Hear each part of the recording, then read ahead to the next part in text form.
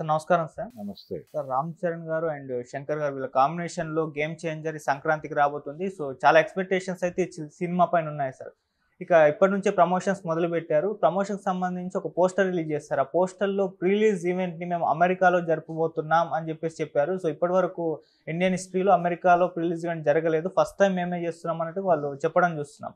So, అమెరికాలో pre release event అనేది ఆ సినిమాకి ఏ రకంగా హెల్ప్ అవుతుంది సార్? ఈ వ్యూహం అనేది కరెక్ట్ అంటారు? మీరేం చెప్తారు సార్? అంటే 'రామ్ చరణ్‌కి 'RRR' సినిమా ద్వారా గ్లోబల్ మార్కెట్ ఓపెన్ అయింది అనేటువంటి ఒక బిలీఫ్ ఉంది. అందుకని ఆయనకు ఒక బిరుదు కూడా ఇచ్చేశారు. ఇప్పటివరకు ఆయన ఎలా పిలిచేవాళ్ళు, మెగా పవర్ స్టార్ అనేవాళ్ళు. అవును. ఇప్పుడు మెగా పవర్ స్టార్ ప్లేస్లో గ్లోబల్ స్టార్ అంటున్నారు. ఈ గ్లోబల్ స్టార్ అనేది మార్కెట్కి సంబంధించినటువంటి ఒక దాన్ని ఏమిటంటారు, సింబాలిజం అంటున్నారు. అంటే ఆయనకి ప్రపంచ మార్కెట్ ఉంది అని చెప్పడం. ఓకే. సో ఈ ప్రపంచ మార్కెట్ ఉంది కాబట్టి ఆ మార్కెట్ని స్థిరీకరించుకోవాల్సి ఉంది. ఇప్పుడు 'పుష్ప 1'తో అల్లు అర్జున్కి పాన్ ఇండియా మార్కెట్ అందుబాటులోకి వచ్చింది. అయితే దాన్ని స్థిరీకరించుకోవడం అనేది 'పుష్ప 2'తో జరగాల్సి ఉంది. ఓకే. అలాగే 'రామ్ చరణ్'కి 'RRR' అనే సినిమా ద్వారా గ్లోబల్ మార్కెట్ ఓపెన్ అయింది అనుకుంటే ఆ మార్కెట్ని స్థిరీకరణ చేసుకోవడం అనే ఒక ప్రోగ్రాం ఉంటుంది. ఇక్కడ గ్లోబల్ మార్కెట్ అనే విషయంలో ఒక చిన్న గందరగోళం ఉంది. గ్లోబల్ మార్కెట్ అంటే ఏమనుకుంటున్నారు వీళ్ళు, అంటే తెలుగు సినిమాని అబ్రాడ్లో రిలీజ్ చేయటం మాత్రమే గ్లోబల్ మార్కెట్ కాదు. మీరు ప్రపంచ భాషల్లోకి అనువాదం అయ్యారా లేదా అన్నది చూడాలి. అంటే 'గేమ్ చేంజర్' అనే సినిమాని ఆల్రెడీ పాన్ ఇండియా మార్కెట్లో వాళ్ళు హిందీ మార్కెట్లోకి రిలీజ్ చేస్తున్నారు, తమిళ మార్కెట్ ఇవన్నీ రిలీజ్ అవుతోంది. అయితే ఈ ఇండియాలో ఉన్నటువంటి భాషల తాలూకా ప్రజలు అమెరికాలో ఉన్నారు. వాళ్ళ ప్రాంతాల్లో వాళ్ళ భాషల్లో ఆ సినిమా రిలీజ్ అవటం అనేది ఒకటి. ఇది మాత్రమే కాదు, దీంతో పాటు అక్కడ లోకల్ లాంగ్వేజెస్ ఉన్నాయి.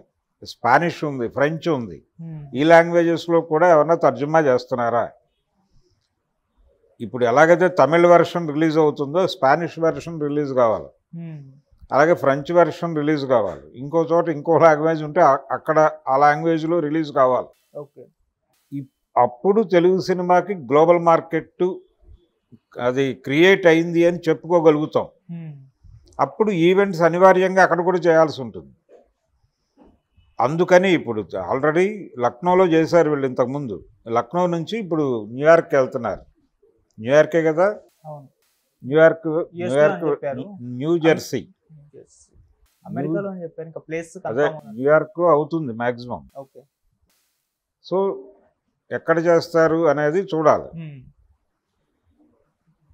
జరిగితే అంటే గ్లోబల్ ఈవెంట్స్ జరుగుతాయి అనేది ఒక అంచనా అయితే ఉంది. తెలుగు సినిమా ఎప్పుడైతే వరల్డ్ మార్కెట్లోకి ప్రమోట్ అవుతుందో అనివార్యంగా ప్రతి ప్రాంతంలోనూ ఆ సినిమాని పరిచయం చేసేటువంటి కొన్ని ఈవెంట్స్ జరగాలి అక్కడ. ఓకే.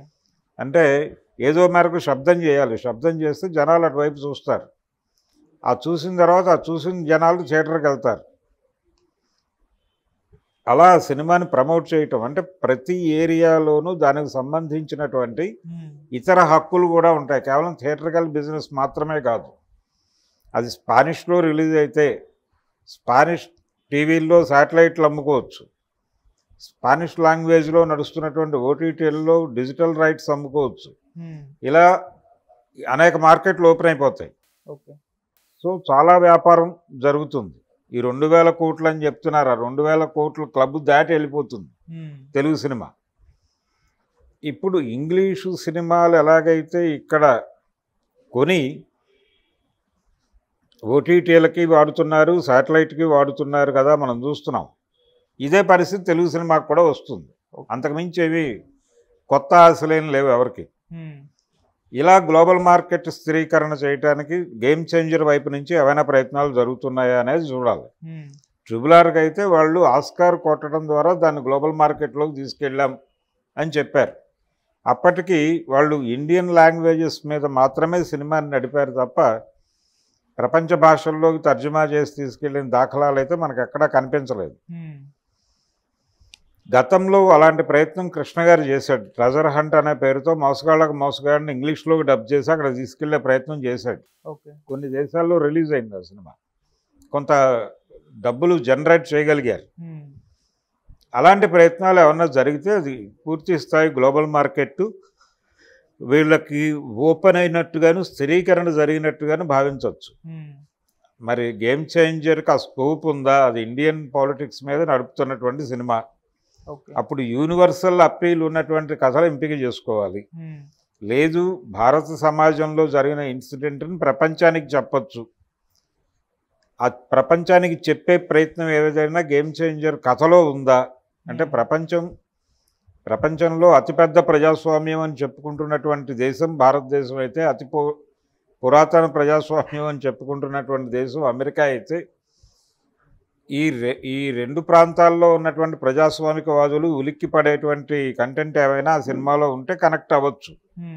ఆ ప్రయత్నం ఏదైనా చేస్తున్నారా? కంటెంట్ పరంగా కూడా అంటే లోకల్ ఆడియన్స్ కంటెంట్ పరంగా అయినా రిలేట్ కావాలి, లేదు సెంటిమెంట్ పరంగా రిలేట్ కావాలి. ఏదో పద్ధతిలో రిలేట్ చేయటం అనేది ఒక కార్యక్రమం. అలాంటి అవకాశాలు ఏమైనా ఈ కథలో స్క్రిప్ట్లో ఉన్నాయా లేదా అనేది ఒక ప్రశ్న. ఇవన్నీ వర్కౌట్ అయితే ఆ సినిమా ప్రభావం చూపించగలుగుతుంది అక్కడ, లేకపోతే లేదు.